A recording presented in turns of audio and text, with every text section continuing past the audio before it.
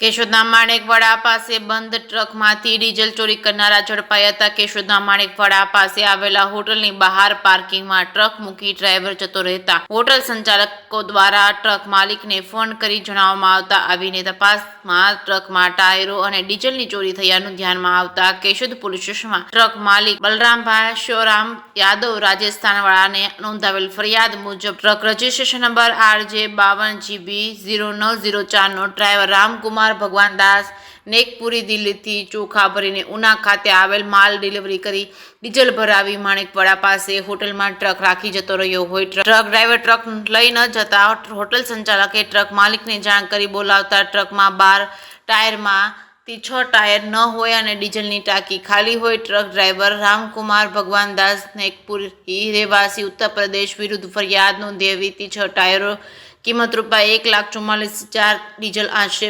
150 litre કિંમત ₹25,000 મળીને કુલ ₹1,69,000 ની ચોરી કરી નાસી ગયા હોય। કેશોદ પોલીસ સ્ટેશનમાં ગુનો નોંધી તપાસ હાથ ધરવામાં આવતા ટ્રક રજીસ્ટ્રેશન નંબર RJ52GB0904 ની ડીઝલની ટાંકીમાં 150 લીટર ડીઝલ સ્થાનિક આખા ગામમાં અબ્દુલ મુસાભાઈ સાદા અને કાદર શાહ ઇબ્રાહિમ શાહ સરવેદી રહેવાસી આખાની સંડોવણી ખુલતા જ પોલીસ ઇન્સ્પેક્ટર MD ચૌધરીના માર્ગદર્શન હેઠળ બંનેને ઝડપી લેવામાં સૂચના આપતા આખા ગામમાં અબ્દુલ મુસા સાદા અને કાદર શાહ ઇબ્રાહિમ શાહ સરવેદીને પોલીસે ઝડપી પાડી ધોરણસરની કાર્યવાહી હાથ ધરવામાં આવી છે। ટાયરની ચોરીમાં ડ્રાઈવર રામકુમાર ભગવાનદાસ નેકપુરીની શોધખોળ કરવામાં આવી છે। જે કે સિંગુદત સાથે રાજુ પંડ્યા, કેશોદ।